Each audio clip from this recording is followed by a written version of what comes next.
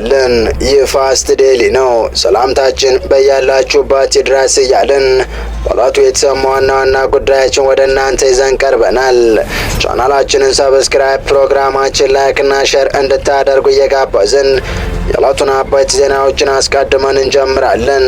ከብዙ አቅጣጫ ምስራቅ አፍሪካ የመካከለኛው ምስራቅ ያክል ትኩረት ያስፈልገዋል እየተባለ ባለበት ሰዓት ህወሓት ለፈረንሳዊ ሚዲያ በኢራን ያየነው በእኛ ሊደገም ነው ሲል አነጋጋሪና የወታደራዊ ተንታኞችን ስጋት ከፍ ያደረገ መረጃ አጋርቷል።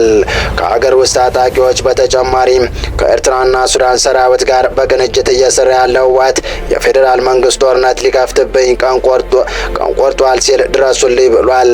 ድርጅቱ ይህን ያለው ጠቅላይ ሚኒስትር አብይ በትግራይ ጦርነት የመክፈት ፍላጎት የለኝም ባሉ ማግስት መሆኑ ደግሞ ትኩረት ሳቢ አድርጎታል። በዝርዝር እንመለስበታለን። በሌላ መረጃችን ኢራን ፕሬዚዳንት ትራምፕን ለመግደል ሞክራለች ስትል አሜሪካ አስታወቀች።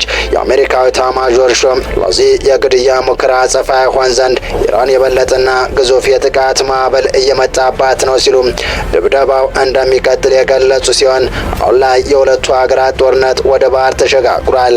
ይህ በእንዲህ እንዳለ ኢራን አሜሪካ መድረስ የሚችል አዲስ የረጅም ርቀት ሚሳይል መሞከሯን ይፋ ማድረጓ በርካቶችን አስደንግጧል።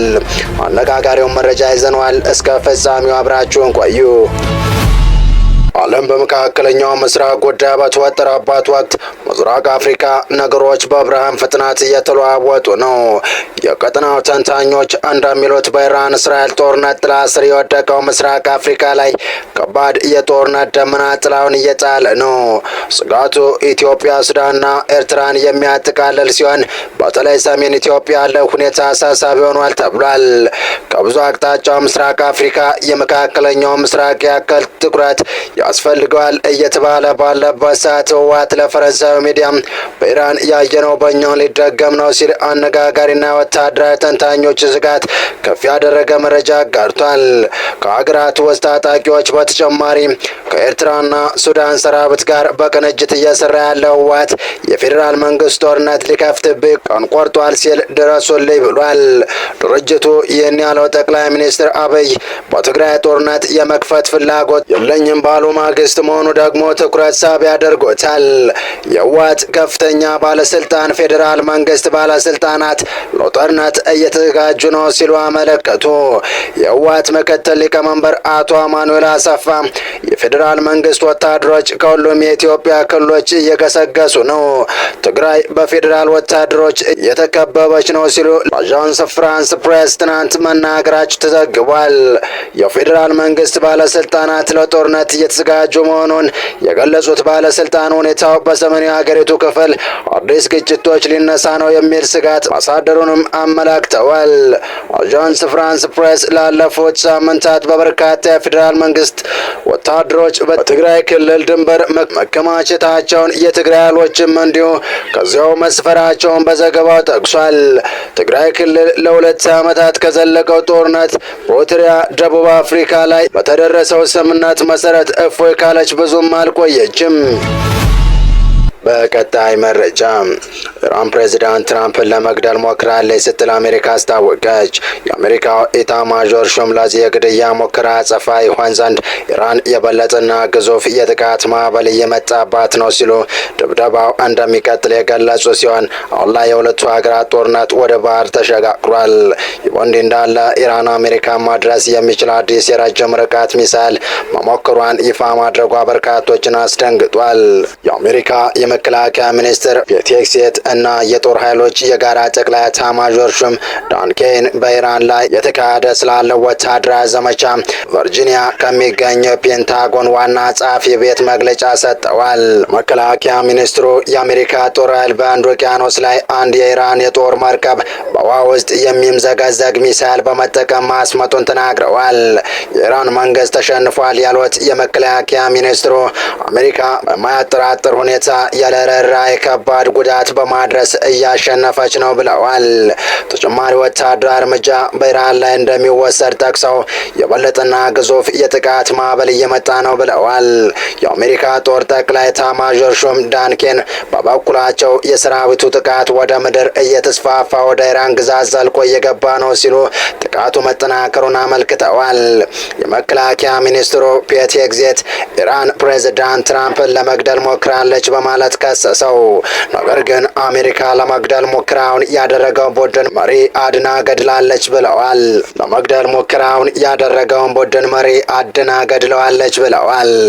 ኢራን ውስጥ ከ150 በላይ ሰዎች የተገደሉበት በሴቶች ትምህርት ቤት ላይ ስለተፈጸመው ጥቃት ጠይቀው የመከላከያ ሚኒስትሩ በሰጠው ምላሽ ምርመራ እያደረገች ነው ሲሉ መልሰዋል። ነገር ግን ጥቃቱ በእስራኤል ወይም በአሜሪካ መፈጸሙን እንዳያረጋግጡ ቢጠየቁም ፈቃደኛ አልሆኑም። በተያያዘ ዜና የአሜሪካ የባህር ሰርጓጅ መርከብ በአንድ ውቅያኖስ ላይ የኢራንን የጦር መርከብ መታ ሰመጠች። ኢራን የአጸፋ እርምጃ እንደምትወስድ ስታለች። አሜሪካና እስራኤል በኢራን የጸጥታ ኃይሎችና ቁልፍ ተቋማት ላይ የሚያደርሱት ጥቃትና የኢራን የአጸፋ እርምጃ ለአምስተኛ ቀን ቀጥሎ ውሏል። አሜሪካ ዛሬ ያሰመጠችው የኢራን የጦር መርከብ ከሁለተኛ የዓለም ጦርነት ወዲህ በጠላት መርከብ ላይ የተሰነዘረው የመጀመሪያው የቶርፒዶ ጥቃት መሆኑን የአሜሪካ መከላከያ ሚኒስትር ፔት ሄግሴት ተናግረዋል። ከሰመጠችው መርከብ የስሪላንካ የህይወት አድን ቡድን ላይ 32 ሰዎች ማትረፋቸውን አሶሲየትድ ፕሬስ ዘግቧል። ጥቃቱን ተከትሎ ኢራን በመካከለኛው ምስራቅ የሚገኙ ወታደራዊና ኢኮኖሚያዊ መሰረተ ልማቶችን ሙሉ በሙሉ እንደምታወድም ዝታለች። በግጭቱ የተገደሉት የኢራን የበላይ መሪ አያቶላ አሊ ካምኒ የቀብር ስነ ስርዓት በጦርነቱ ምክንያት እንዲገፋ መደረጉ ተገልጧል። የአገሪቱ የሃይማኖት መሪዎች ተተኪ ለመምረጥ በዝግጅት ላይ መሆናቸው ሲነገር እስራኤል ለሎኗ አስጊ መሪ ከተመረጠ ኢላማ ከመሆን አይተርፍም ስትል አስጠነቀቀች። ስድስተኛው ቀን ባስቆጠረ የመካከለኛው ምስራቅ ቀውስ በአሜሪካና እስራኤል ጥምር የአየር ጥቃት ኢራን ውስጥ የተገደሉ ሰዎች ቁጥር ከ1000 በላይ ደርሷል። እስራኤል በተናጠል በሄዝቦላ ላይ ዳግም በከፈተች ወታደራዊ ዘመቻ በሊባኖስ ከ50 በላይ ሰዎች ተገድለዋል። በአንጻሩ እስካሁን ባለው ይፋ መረጃ ከጦርነት ጋር በተያያዘ ድረስ የአሜሪካ ወታደሮች ሲገደሉ 11 እስራኤላውያንም ሕይወታቸውን አጥተዋል። ኢራን የአሜሪካ የነዳጅ መርከብ ላይ ጥቃት መፈጸሟን ገለጸች። የኢራን የመንግስት ቴሌቪዥን የአገሪቱ የባህር ኃይል ተዋጊ ዛሬ ጠዋት በሰሜናዊት ባህር ሰላጤ ውስጥ አንድ የአሜሪካን የነዳጅ መርከብ ላይ ጥቃት መፈጸማቸውን ዘገበ። መርከቧ በፋርስ ባህር ሰላጤ ሰሜናዊ ክፍል በሚሳኤል ተመታለችና በአሁኑ ሰዓት በእሳት እየነደደች ነው ሲል የእስላማዊ አብዮታዊ ዘብ በመንግስት ቴሌቪዥን በሰጠው መግለጫ አስታውቋል። መግለጫው አክሎም በባህረ ሰላጤው መካከል እስከ ህንድ ውቅያኖስ ድረስ የሚዘልቀው የሆርሙዝ ሰርጥ ላይ ሙሉ ቁጥጥር እንዳለው ተናግሯል። የኢራን አብዮታዊ ዘብ የሰጠው መግለጫ ትክክለኛነት በሌላ ወገን አልተረጋገጠም። የዩኬ የባህር ንግድ ድርጅት ቀደም ሲል አንድ የጭነት መርከብ ዛሬ ጠዋት በሰሜናዊ ባህረ ሰላጤ በኩዌት የባህር ዳርቻ ለመመታቱን ተናግሯል። የድርጅቱ መግለጫ አክሎም ከፍተኛ ፍንዳታ መሰማቱና ቀጥሎም ከአካባቢው አነስተኛ ጀልባ ሲወጣ መመልከቱን አስታውቋል። ከጭነት መርከቡ የሚወጣ ነዳጅ ዘይት በውሃው ላይ ይታያል። ይህም አካባቢ ላይ ጉዳት ሊያስከትል ይችላል። የእሳት አደጋ ስለመድረሱ የተገለጸ ነገር የለም። የመርከቧ ሰራተኞቹም በደህና ሁኔታ ላይ ናቸው። ይህ በእንዲህ እንዳለ ኢራን አሜሪካ መድረስ የሚችል አዲስ የረጅም የርቀት ሚሳኤል መሞከሯን ገለጸች። ሙከራው ከሩሲያ በተገኘ ፍቃድ በአገሪቱ በረሃማ ቦታ የተደረሰ ሲሆን ስኬታማ ነበር ተብሏል። የኢራን መንግስት 10,000 ኪሎ ሜትር ርቀት ተጉዞ ኢላማውን መምታት የሚችል አህጉር አቋራጭ ባለስቲክ ሚሳኤል ወይም አይሲቢኤም መሞከሯን አስታወቀች። ይህ ሙከራ በዓለም አቀፍ የደህንነት ተንታኞች ዘንድ ትልቅ መነጋገሪያ ሆኗል። ሪፖርቱ እንደሚያመለክተው ይህ ሚሳኤል በተሳካ ሁኔታ ከተሞከረም ኢራን በቀጥታ አሜሪካን የመምታት አቅም እንዳላት የሚያሳይ ነው።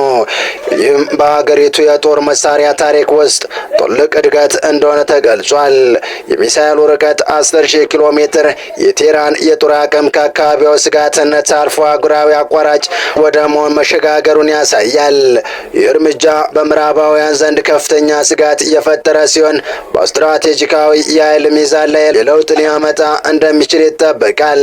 ጉዳዩ እስካሁን በገለልተኛ ወገን ባይረጋገጥም ሙከራው እውነት ከሆነ በኢራንና በምዕራባውያን መካከል ያለውን ውጥረት ይበልጥ እንደሚያባብሰው ተገምቷል።